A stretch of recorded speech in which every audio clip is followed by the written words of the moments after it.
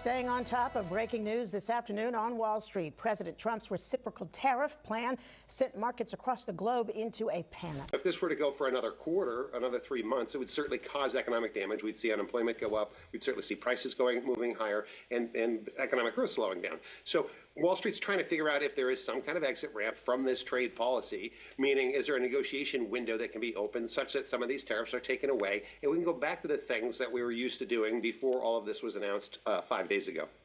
News 24/7. Just moments ago, President Trump welcomed Israeli Prime Minister Benjamin Netanyahu there to the White House, and they announced this last-minute visit in order to talk tariffs, Iran, and, of course, the war in Gaza.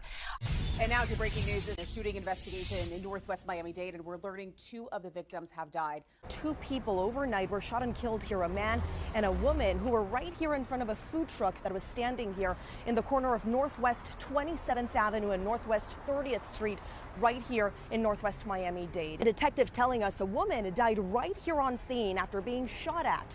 Breaking overnight, we are now learning a man was hit and killed while standing in a median on DuSable Lakeshore Drive. Police say the 72-year-old was hit by a pickup truck after 5 a.m. in the northbound lane near Roosevelt. The man died at the scene. The driver stayed on scene and was not cited. All lanes are now back open.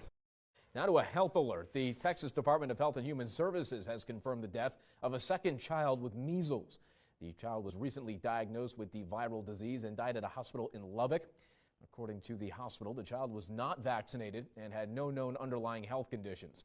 This is the second pediatric death amid a fast-growing outbreak. On Friday, the Texas Department of State Health Services said 481 cases of measles had been confirmed, which is a 14% jump over last week.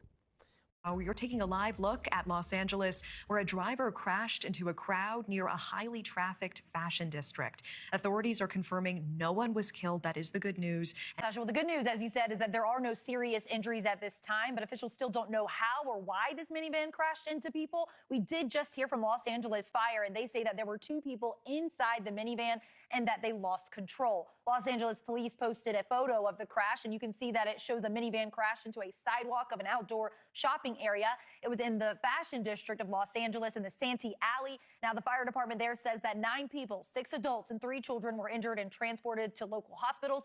And reactions from trade blocs and other world leaders are still coming in. German Chancellor Olaf Scholz slammed the U.S. tariffs as fundamentally wrong and warned that the European Union could retaliate by targeting American tech titans. While on a larger continental scale, the European Commission President Ursula von der Leyen promised Brussels was preparing further countermeasures, but added it was not too late to address concerns through negotiations.